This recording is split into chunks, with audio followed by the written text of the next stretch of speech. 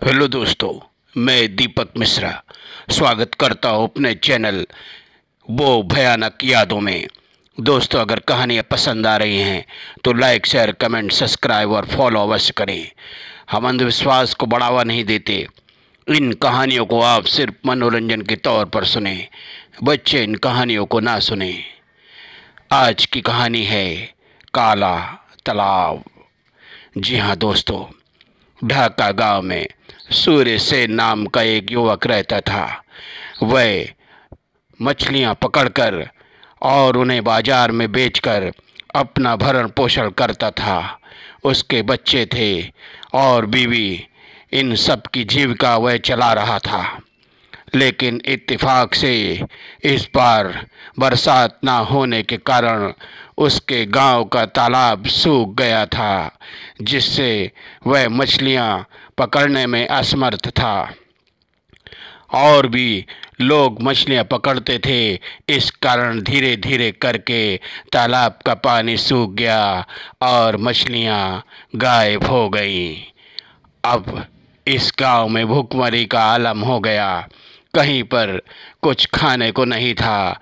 लोग त्राई त्राई कर रहे थे। तभी यह विचार कर रहा था, मैंने सुना है यहाँ से कुछ दूरी पर एक जंगल है। उस जंगल के अंदर एक तालाब है, काला तालाब।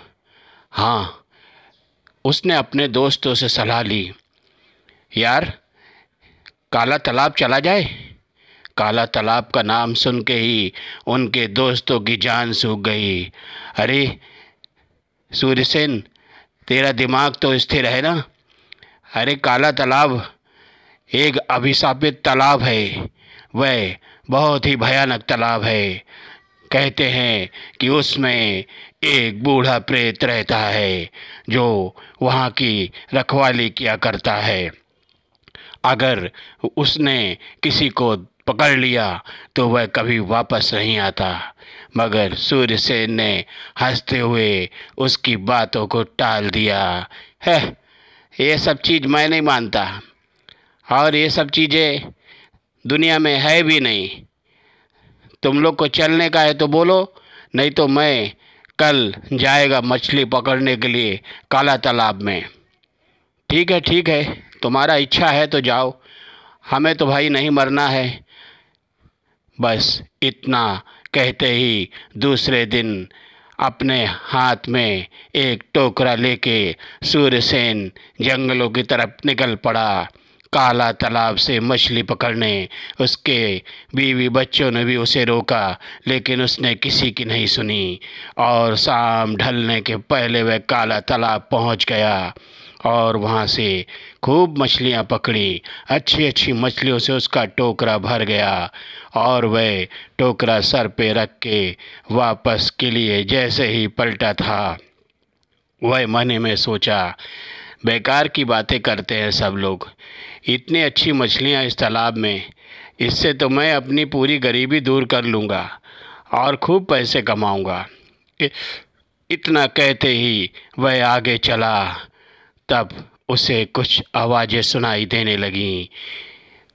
उसने देखा कि झाड़ के ऊपर से कुछ आवाज़ आ रही है।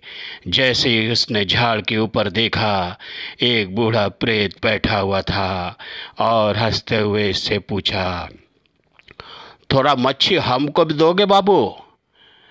उसकी यह बात सुनते ही सूरसेन की जान सूख गई और वह चीखे मारते हुए टोकरा फेंक के वहाँ से भागा। अफरा तफरी में गिरते पड़ते वह जंगल से किसी तरह बाहर निकला और आकर चक्कर खा के गिर पड़ा।